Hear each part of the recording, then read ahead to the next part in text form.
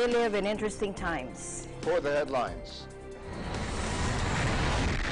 Hurricane Florence made landfall near Wrightsville Beach, North Carolina. Preparations kick into high gear in the Philippines with Typhoon Mangkhut set to wallop the disaster-prone nation in under 24 hours with winds of up to 255 kilometers per hour and heavy rains. The Philippines can seek help from the Association of Southeast Asian Nations should Typhoon Ompong cause significant damage to parts of the country, according to the NDRRMC. And Spacex announces a new plan to launch a tourist around the moon using its big Falcon rocket.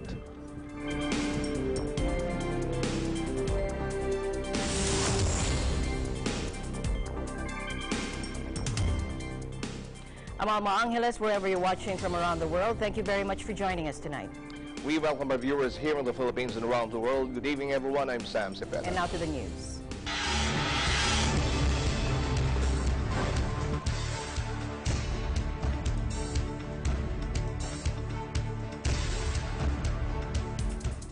Preparations are now in high gear in the country, with Super Typhoon Mangkhut set to make a direct hit in less than 24 hours, packing winds of up to 255 kilometers per hour and drenching rains. Signal number 4 is now up in Cagayan and northern Isabela. Thousands fled their homes on the Philippines' northern coastal tip ahead of the early Saturday landfall of what is expected to be the disaster-prone nation's fiercest storm yet this year. Businesses and residents on Luzon Island, which is home to millions, were boarding up windows, tying down roofs that could be sheared off by winds forecast to gust as high as 255 kilometers per hour.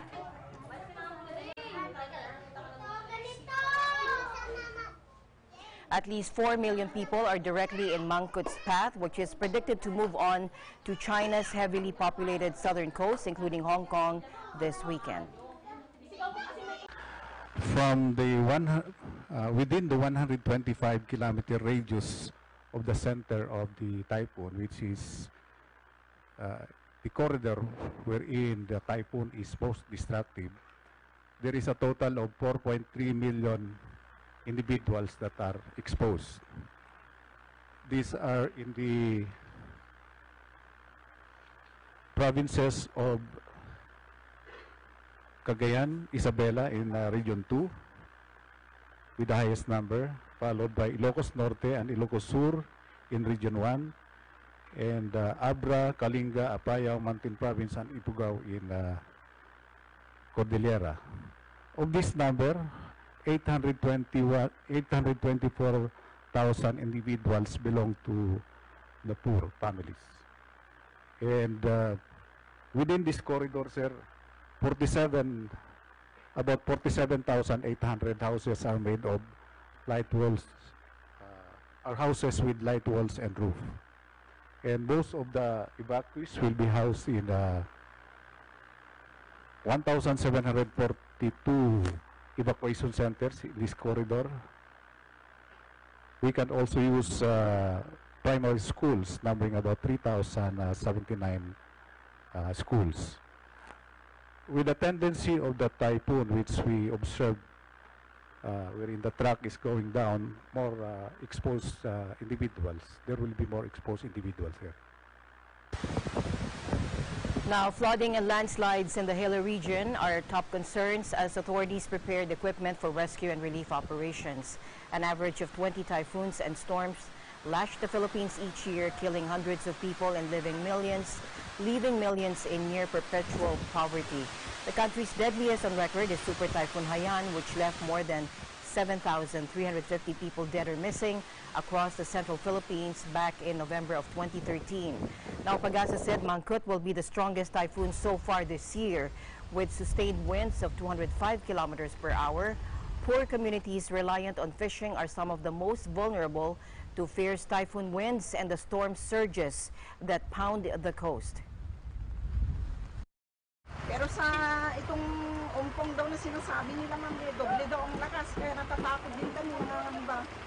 Kasi sa doble na lakas, hindi mo alam kung anong mangyayari sa mga bahay namin. Dito sa church na tinutuluyan namin ngayon ay may takot pa rin kami kasi inaabutan ito talaga ng baha. Magkasakit yung mga bata, tapos siyempre dapat nalipat na kami kasi nga talaga nakakatakot naman itong pagbaha.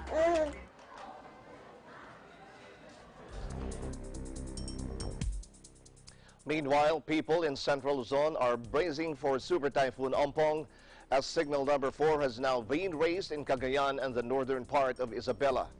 The powerful typhoon, a massive storm about 900 kilometers wide, is expected to barrel through the northernmost tip of the Philippines early on Saturday, carrying 205 kilometers per hour wind speeds and gusts of up to 255 kilometers per hour. Let's get an update from Pagasa. Bahagyang bumilis po ang pagtakbo nitong si Typhoon Ompong. At base po sa ating latest radar image from Vera Catanduanes, pansin po natin ito po yung mata ng bagyong si Typhoon Ompong at nagsisimula na pong nararanasan na ho ng ating mga kababayan, especially sa Northern Luzon, Eastern Section ng Central Luzon at Eastern Section din ho ng Southern Luzon, yung mga pag-ulan na dulot ho nitong si Ompong at maging yung mga hangin po. Ito na nga po, meron na po tayong signal number 4, nakataas ng signal number 4 sa lalawigan ho yan ng Cagayan at sa Northern Isabela. Importanteng malaman ng ating mga kababayan doon na nakataas ng signal number 4 sa kanila. Expect po natin ang posibilidad ng 171 to 220 kilometers per hour na lakas ng hanging mararanasan ho in the next 12 hours. Tropical Cyclone Warning Signal number 3, nakataas po yan sa mga lalawigan ng Babuyan Group of Islands, Ilocos Norte, Ilocos Sur, Apayao, Abra, Kalinga, Mount Province, Benguet, Ifugao, Nueva Vizcaya, Quirino, Northern Aurora at maging sa Southern Isabela. Habang ang signal number 2 po ay nakataas pa rin sa Batanes, La Union, Pangasinan, Tarlac, Nueva Ecija, Southern Aurora at Northern Zambales. Yung signal number 3 natin pala, kailangan po natin i-emphasize na 121 to 170 kilometers per hour na winds ang maaaring maranasan ng ating mga kababayan doon in the next 18 hours. Habang sa signal number 2 naman, 61 to 120 kilometers per hour. At ang Tropical Cyclone Warning Signal number 1 ay nakataas po ngayon sa Southern Zambales, Central Luzon ho yan, Pampanga, Bulacan, Bataan, Rizal. Dito sa Metro Manila, signal number 1 pa rin ho tayo. Cavite, Batangas, Laguna, Quezon, including Polillo Island. Nakataas din ho ang signal number 1 sa Northern Occidental Mindoro. Northern part ho yan ng Occidental Mindoro, including Lubang Island. Northern Oriental Mindoro. Doon sa Masbate, Marinduque at Camarines Norte. Samantala, ito po yung ating pinalabas na storm surge warning sa ating mga kababayan, particularly ho dito sa Northern Luzon. So kung mapapansin ho natin, kailangan po natin i-emphasize ho dito na life-threatening ho ang rising of sea level, especially ho in the next, ito pong warning in the next 24 hours po siyang more likely ay mararanasan. Doon po particularly sa low-lying coastal communities. So, ine-emphasize po natin sa low-lying coastal communities. So, ito pong may yellow shadow or yellow line, nagsisignify po yan ng estimate na storm surge na maaaring maranasan ng ating mga kababayan doon ay mula 1 hanggang sa 2 metrong taas ng tubig. Samantala, yung part po na ito ng Cagayan, hanggang dito sa northern coastal areas ng Northern Luzon, ay maaari po silang, kasama na ho dyan itong Babuyan Group of Islands, maaari po silang makaranas, estimate po natin yan, 3 to 6 meters na height ho ng storm surge. Habang dito po sa western section ho ng Ilocos Region, sa western coastal area ng Ilocos Region ay mula sa 2 hanggang sa 3 metrong height ho yan o taas ng tubig. At ito po yung ating stay away from coast or beach, cancel all marine activities, evacuate to high areas or designated safe evacuation areas.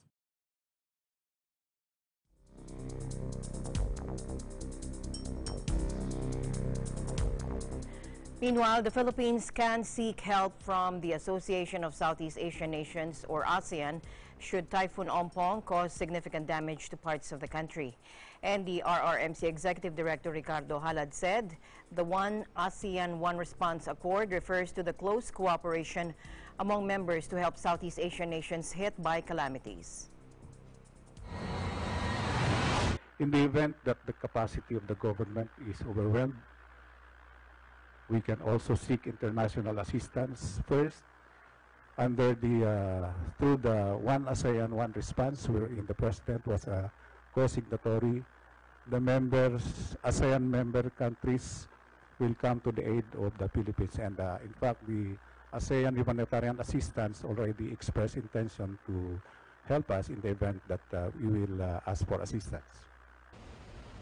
Meanwhile, Jalad also said 1,742 evacuation centers have been ready to help people who might be displaced by the super typhoon, while another 3,079 primary schools are available within the typhoon's path.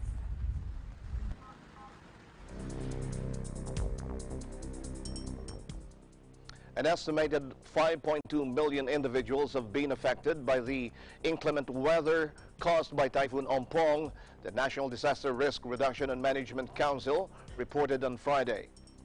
These people are living in the 125-kilometer radius from the projected track of the typhoon, and the RRMC spokesperson Edgar Posada said in a briefing in Camp Aguinaldo in Quezon City. This was yesterday afternoon, tumaas ngayon. 5.2 million ngayon ang apektado, and then those considered to be below poverty line na naapektuhan ay 983,100, and there was a shift between the most affected province. So yesterday it was Cagayan with a total of 1.2 million. Next was Isabela, 1.19 million. But today, nagpalit sila ng Isabela. Isabela now is the number one, projected to be affected with 1.57 million. And then the province of Cagayan with 1.2 million. We have a total of 2,112 evacuation centers. We have a total of barangay health stations na posibleng maapektuhan, 2,091. And we would like to also report yung total of yung primary schools. Kasi di ba yung mga primary schools, halos sa mga barangay, bawat munisipyo meron siyang primary schools. 3,815.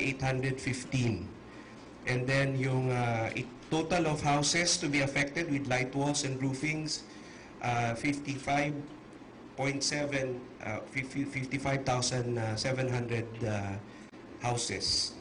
So, as to the number of municipalities affected, nag-increase between yesterday's 159 to today's 189,000. He said the government's third wave responders are already pre-positioned in Clarkfield, Pampanga, and waiting for staging points in the north for possible deployment. The State Weather Service said Mangkut will be the strongest typhoon so far this year, with sustained winds of 205 kilometers per hour. Poor communities reliant on fishing are some of the most vulnerable to fierce typhoon winds and the storm surges that pound the coast.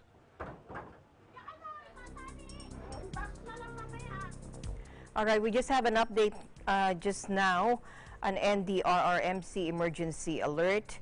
Signal number 2 is now raised in Pangasinan, Tarlac, Nueva Ecija, Southern Aurora, Zambales, Pampanga, Bulacan, Northern Quezon, including Polillo Islands. It said that a storm surge of about 6 meters is possible in the area, in the open sea. And everyone is supposed to take precautions. Meanwhile, the typhoon Mangkhut wrought havoc to Guam and the Marshall Islands in the Pacific earlier. Now it's expected to make landfall and in the Cagayan-Isabela area early Saturday morning. Now, as the island of Guam continues to recover from Typhoon Mangkhut, several groups are now asking the public to help those displaced by the storm. The Salvation Army, which provides food to low-income families, the island's Manamco, and the homeless, needs help to restock its food pantry, which is low, it said. It expects more people to visit the pantry because of the typhoon.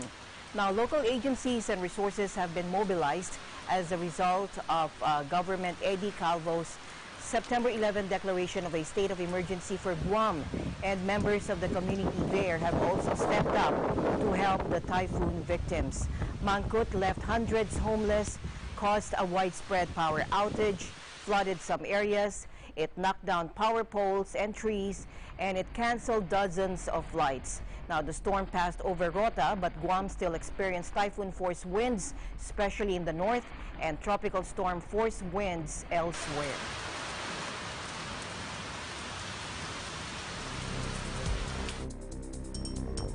The National Hurricane Center said Hurricane Florence made landfall near Wrightsville Beach, North Carolina. Let's listen in. Well, Ken, based on radar data and also an observing site at Johnny Mercer Pier in Wrightsville Beach, it's a NOAA, Ocean Observing Service observing site, indicates that the wind has shifted, the pressure reached a minimum, has now increased, so around 7:15 a.m. Eastern Daylight Time this morning, Florence has officially declared landfall. The Category 1 hurricane with wind of more than 90 miles per hour and dumping 3 inches of rain an hour made landfall at 7:15 a.m. near Wrightsville Beach, just east of Wilmington. Its crawling pace and overwhelming storm surges are setting up hours and hours of destruction and human suffering, with dozens desperately awaiting rescue in one flooded town alone. Emergency crews in North Carolina scrambled Friday to reach or rescue hundreds of people stranded in their homes by flood waters unleashed by Hurricane Florence. The drama was unfolding in the riverfront town of New Bern, which was hit by a huge storm surge. New Bern Police Lieutenant David Daniel said early Friday morning that between 150 and 200 people had been rescued so far, with others still to go. 2 rescue teams from the Federal Disaster Relief Agency, or FEMA, were on the job and others were on the way. Meanwhile, Florence's center may linger for another whole day along coastal North and South Carolina, are punishing homes with crushing winds and pushing and floods, and endangering those who've stayed behind.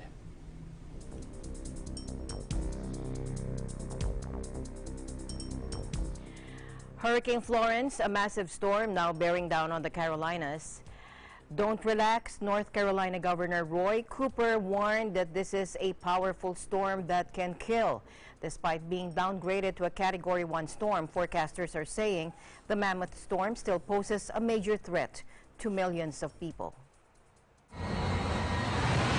Tropical storm force winds capable of destroying buildings and are arriving on our coast, and we can expect hurricane force winds there Friday.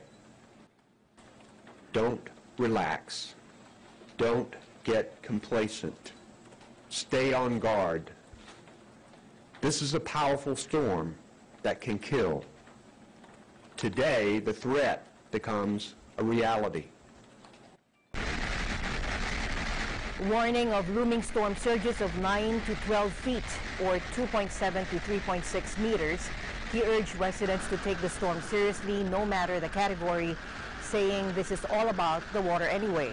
The U.S. East Coast girded for a battering from Hurricane Florence late Thursday as the monster storm's outer edge began lashing the Carolinas with heavy winds and rains.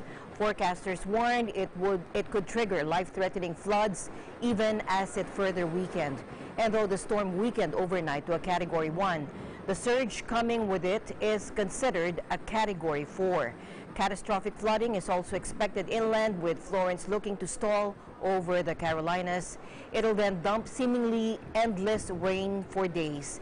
With winds picking up along the coastline, federal and state officials had issued final appeals to residents to get out of the path of the once-in-a-lifetime weather system. The forecasts have trended just a bit slower, with Florence making landfall late Thursday or Friday in coastal North Carolina, though tropical storm force winds will overspread this area well ahead of this during the day on Thursday. Now, Florence may stall after it makes landfall and then move very slowly south down the coast. This could mean that parts of North and South Carolina near the coast will experience hurricane force winds and hurricane conditions for 24 hours or more. Once the storm does move inland, the inland flooding threat is extreme. 15 to 25 inches of rain is forecast, with up to 40 inches near the exact center of Florence. There is a large area forecast of 10 inches of rain or more across much of the state of North Carolina Friday into Saturday. But you need to evacuate if you're in one of the evacuation zones. I ask that you do that for your own safety and also for the safety of our first responders. We don't want to put additional risk on our first responders when this storm. We know it's coming. You hear NOAA, you hear the science, you know the dangers, and it's time to evacuate and be a part of the team. As far as what the exact amounts are going to be, it's too early to determine. But I can say this: there will be disruptions in our services. The power will go off. Infrastructure will be damaged. Homes will be damaged or destroyed. So again, the time to act is now. We can rebuild that. The power will come back on. Roads will be repaired, but we cannot repair loss of life. And we ask right now that the time to evacuate is now. A successful response, it's a disaster, and it's named a disaster for a reason. It's going to disrupt services. It's going to destroy homes. It's going to destroy infrastructure, and their power is going to be out.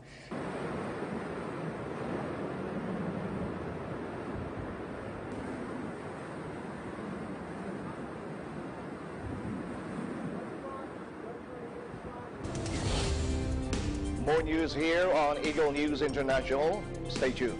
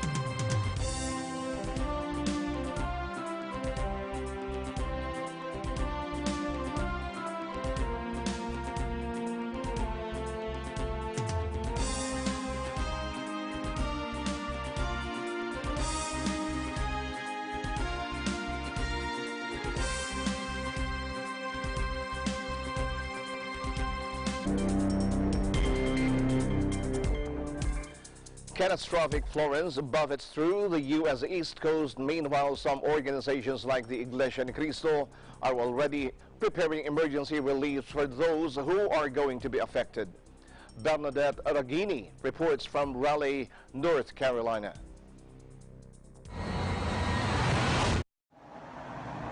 Winds and waves began battering the Carolinas on Thursday as officials warned that Hurricane Florence, while weakening slightly, remains a very dangerous storm capable of wreaking havoc along a wide swathe of the U.S. East Coast. Brock Long, administrator of the Federal Emergency Management Agency, or FEMA, warned, just because the wind speed came down, the intensity of the storm came down to a Cat 2. Please do not let your guard down. The National Hurricane Center, or NHC, said Florence was downgraded to a Category 2 storm overnight on the 5-level Saffir-Simpson scale, but it is still packing hurricane-force winds of 105 miles per hour. Winds were already picking up along the coastline on Thursday morning, and Myrtle Beach was virtually deserted with empty streets, boarded-up storefronts, and very little traffic. The NHC said at 11 a.m., Florence was over the Atlantic Ocean about 145 miles east-southeast of Wilmington, North Carolina, and moving northwest at 10 miles per hour. Steve Goldstein with the National Oceanic and Atmospheric Administration said Florence's forward motion had slowed overnight, and it was not expected to make landfall in the Carolinas for another 36 hours. Goldstein said sometime Friday afternoon, Friday evening, or Saturday morning. He said hurricane-force winds extend outward 80 miles from the center of the storm, and tropical storm-force winds extend nearly 200 miles out. A storm surge of 9 to 12 feet was expected along the North Carolina coast, Goldstein said, and some areas could receive as much as 40 inches of rain. A tornado watch was also in effect for parts of North Carolina. FEMA said, "This is a very dangerous storm," urging people still in evacuation zones to heed orders to flee to safer ground. Long said the danger was not only along the East Coast. He said inland flooding kills a lot of people, unfortunately, and that's what we're about to see. About 1.7 million people live here in North Carolina, and those in South Carolina and Virginia are under voluntary or mandatory evacuation orders, and millions of others live in areas likely to be affected by what has been described as the most severe storm to hit the region in decades. South Carolina ordered the mandatory evacuation of 1 million coastal residents, while North Carolina ordered an evacuation of the Outer Banks, barrier islands that are a popular tourist destination. In Virginia, 245,000 coastal residents were ordered to evacuate. A state of emergency has been declared in 5 coastal states: North Carolina, South Carolina, Georgia, Maryland, and Virginia, and the U.S. capital, Washington. Duke Energy, a power company in the Carolinas, estimated that 1 million to 3 million customers could lose electricity because of the storm, and that could take weeks to restore. North Carolina Governor Roy Cooper warned residents not to underestimate the storm. Meanwhile, some organizations are already preparing outreach efforts to help those who will be affected by Florence. Church of Christ congregations in the Hampton Roads region and the Carolinas have mobilized relief goods stations to help those in the path of the storm. For Eagle News, I am Bernadette Regini, 1 with 25. Thank you, Bernadette. Meanwhile, storm surge from Hurricane Florence began on the coast of North Carolina. Take a look. Now, water rescues are being reported in New Bern, North Carolina, as reported earlier. A storm surge from Hurricane Florence is now causing flooding. Hurricane Florence is spreading heavy rain and strong winds into the Carolinas with landfall now in the border, which made landfall at the border between North Carolina and South Carolina. It kicked off an agonizing crawl through the southeast into early next week. It'll kick off a crawl through the southeast into early next week. It'll produce catastrophic inland rainfall, flooding, life-threatening storm surge, and destructive winds, according to authorities.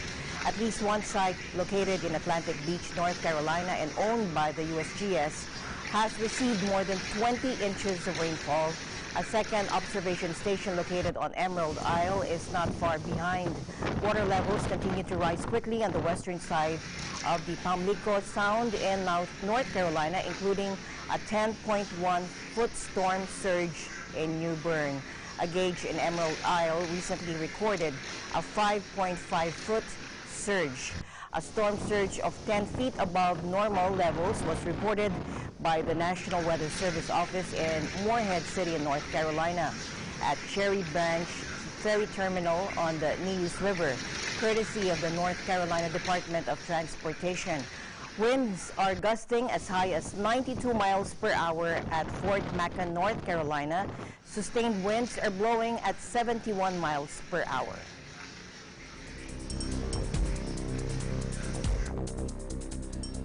Hurricane Florence has made landfall in North Carolina, but its crawling pace and overwhelming storm surges are setting up hours and hours of destruction and human suffering. We have an update from Angela Mendez, Raleigh, North Carolina. Good evening, Alma. As of this morning, Hurricane Florence has made landfall here in North Carolina along the coast. Now we're about 200 miles west of the coast, so we're more inland. There's no rain here yet, but winds are starting to pick up. Hurricane Florence has hit as a Category 1 hurricane with about 90 miles per hour wind speeds. Residents are anticipating flooding and damages. Many businesses have closed as early as yesterday and are closed today. Many schools are closed as well in anticipation of the flooding and the damages from Hurricane Florence. Now, as far as travel goes, residents are being encouraged to stay indoors and to avoid driving as much as possible, as road closures are unpredictable. Flash flooding is a big concern. Many power lines have already been down along the coast, and damages have been reported closer to the coastline. Back to you, Alma.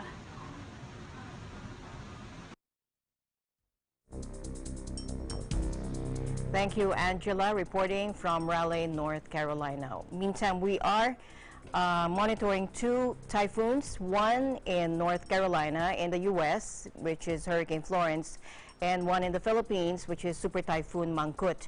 And we have an update from Pag-asa. Here's Erlo bringing us the latest weather update. Erlo?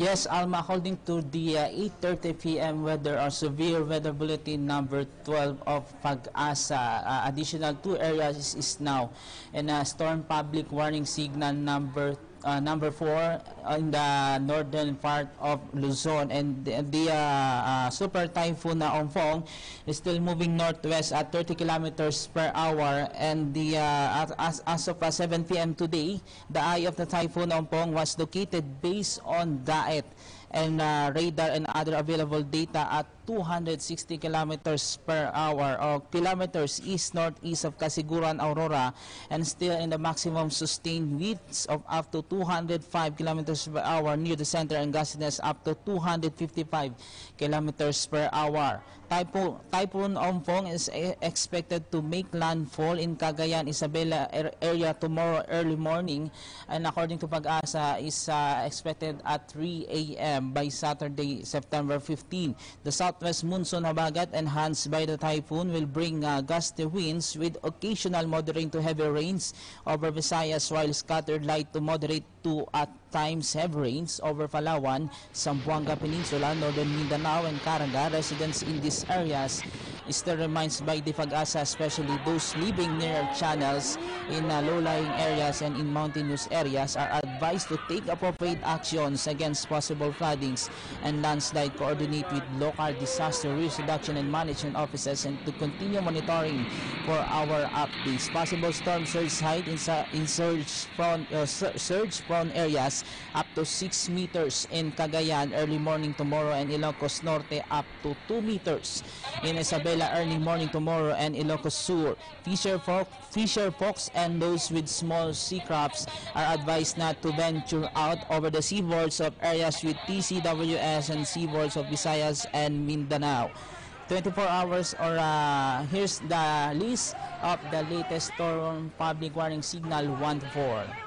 For our signal number 4, Cagayan, Northern Isabela, Apayao, Abra, with the expected winds in 12 hours in between 171 to 220 kilometers per hour in that area. In signal number 3, Batanes, Babuyan, Grove of Islands, Southern Isabela, Ilocos Norte, Ilocos Sur, La Union, Kalinga, Mountain Province, Benguet, Ifugao, Nueva Vizcaya, Quirino, Northern Aurora, with 121 to 170 kilometers per hour winds and expected in 18 hours. In signal number 2, in Pangasinan, Tarlac, Nueva Ecija, Southern Aurora, Zambales, Pampanga, Bulacan, Northern Quezon, including Polillo Island, in the 61 to 120 kilometers per hour winds and expected to 24 hours.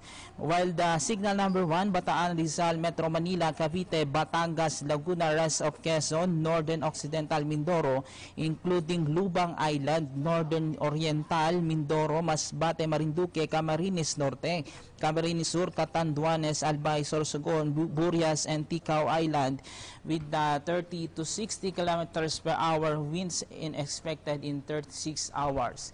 Well, Alma, according to Pag-asa, they remind all the publics in that areas that stay updated in more pages of DOST Pag-asa and all reliable sources about this super typhoon Ompong. Live here at Pag-asa Weather Forecasting Center for Eagle News, I'm Erlo Bringas. I'm 1 with 25. Thank you, Erlo. All right, the news continues here on Eagle News International. We'll be right back.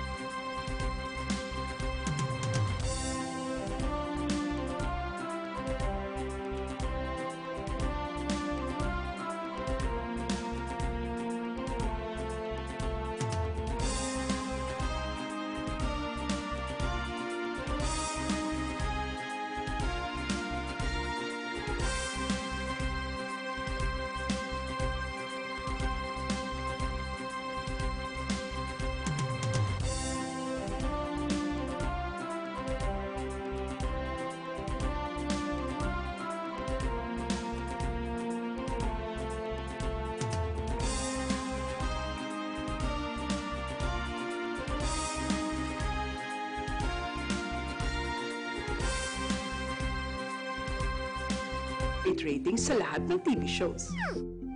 Para ugaliin ng pamilya ang responsableng panonood. Teamwork tayo, parents! Rated G, good for all. Oops, rated PG. Dapat may mga magulang para sagutin ang mga tanong ng kabataan. Grabe, rated SPG, maselan! Higpitan ang paggabay. Pag rated MTRCB, rated responsable.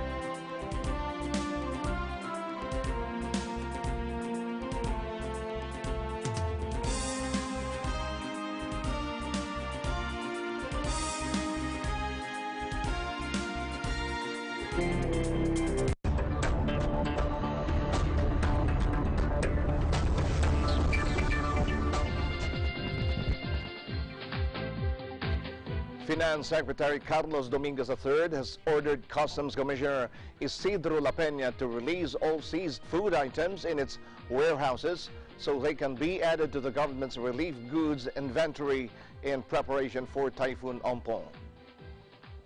Asked how fast the Bureau of Customs can release the items, he said G2G or government-to-government transfers in emergency situations can legally be fast-tracked. President Rodrigo Duterte on Thursday held a command conference at the National Disaster Risk Reduction and Management Council office in Quezon City as part of preparations for the impact of the typhoon, which is now bringing rains in some parts of northern Philippines. The typhoon, which wrought havoc to Guam and the Marshall Islands in the Pacific, is expected to make landfall in the Cagayan-Isabela area early Saturday morning.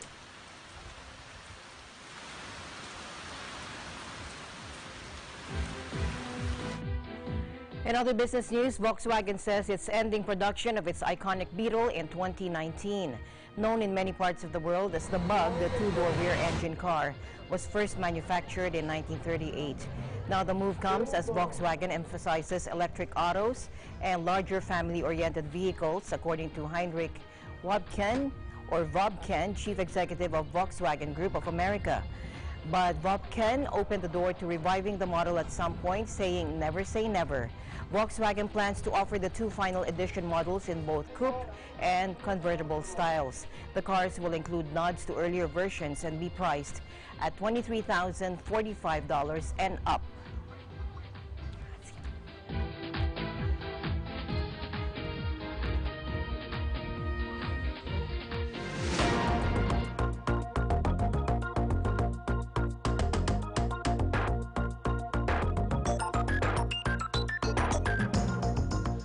Participants in a panel on the geopolitics of trade agreed at a session of the World Economic Forum on ASEAN agreed that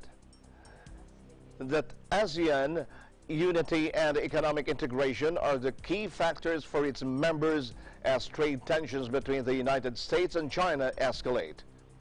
Ignatius Darrell Lee King, Minister of International Trade and Industry of Malaysia, said that we need to start taking the opportunity of what was already built several years ago, and that is ASEAN.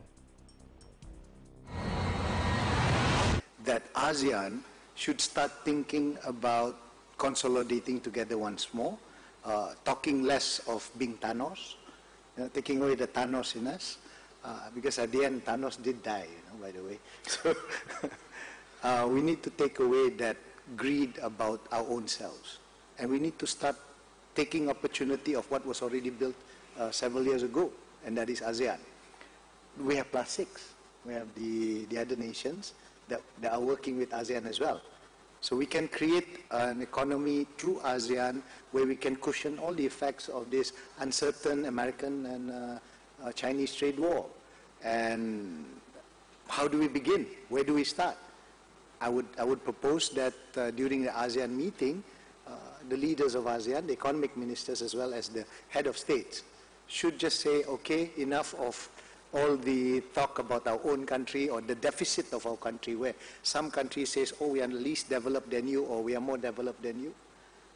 Forget about that in ASEAN. Work as a singular ASEAN as an economy. Work as a singular ASEAN to trade between ourselves and make it seamless between ourselves. So that could, and not 100%, but that could probably reduce the impact that is forthcoming because of this tariff war.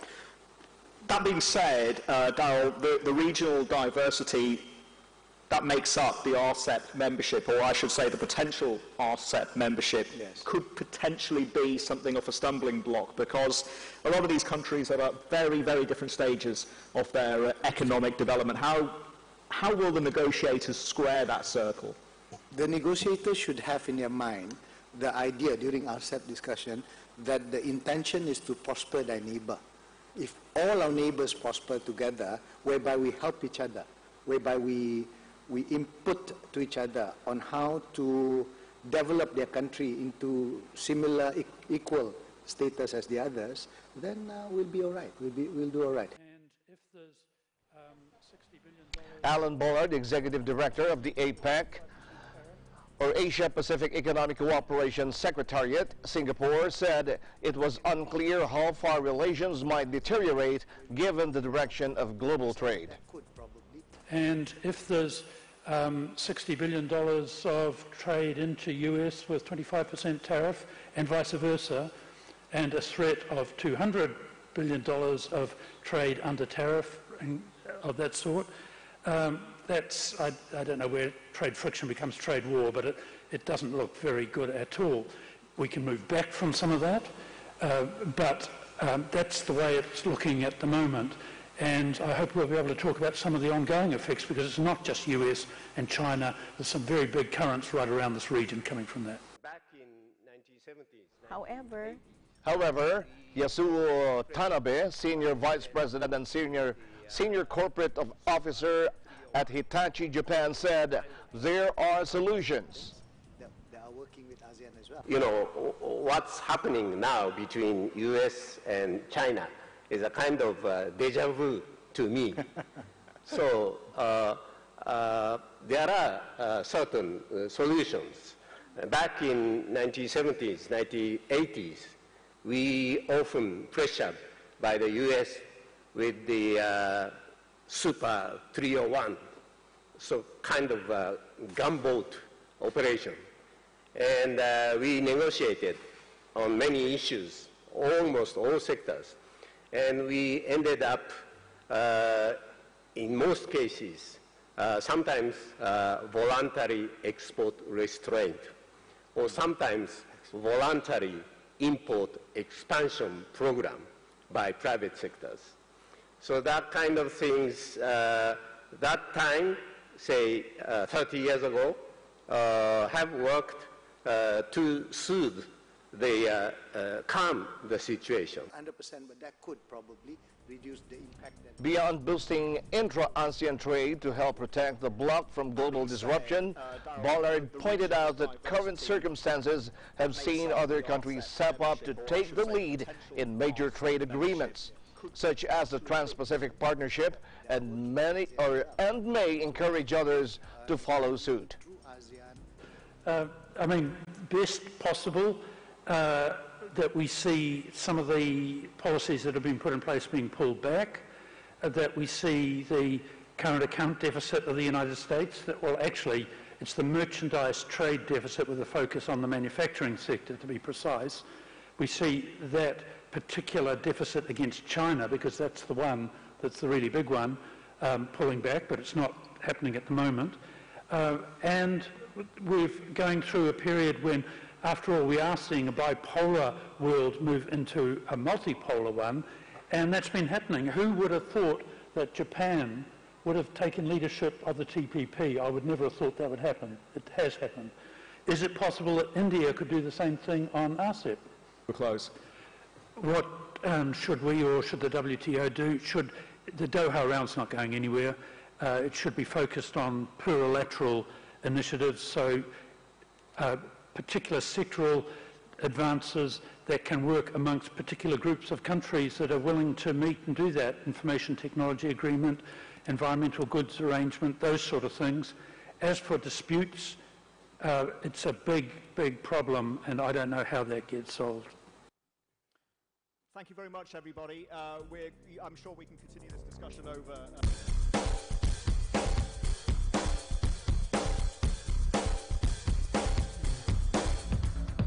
All right, finally in our news, SpaceX announced a new plan to launch a tourist around the moon using its big Falcon rocket, or the BFR, a massive launch vehicle that's being designed to carry people into deep space. Take a look. Now, SpaceX has signed the world's first private passenger to fly around the moon aboard our BFR launch vehicle, an important step towards enabling access for everyday people who dream of traveling to space, the company said on Twitter. SpaceX gave no further details but said more information would follow on Monday. This is not the first time the California-based company headed by internet entrepreneur and Tesla electric car CEO Elon Musk has touted plans to send tourists around the moon. In February 2017, SpaceX announced it would send the world's first 2 space tourists around the moon in late 2018. Now that plan called for them to ride on a Dragon crew vehicle similar to the cargo ships that SpaceX routinely sends loaded with supplies to the International Space Station. They would have blasted off aboard a Falcon heavy rocket.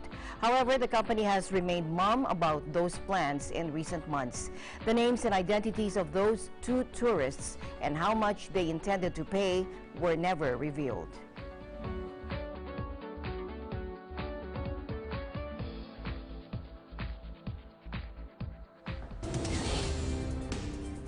Don't forget to like us on Facebook, follow us on Twitter and Tumblr. Also check out our boards and Pinterest and pictures on Instagram. I'm Sam Cepeda. Thanks for joining us. I'm Alma Angeles, and we're one with 25.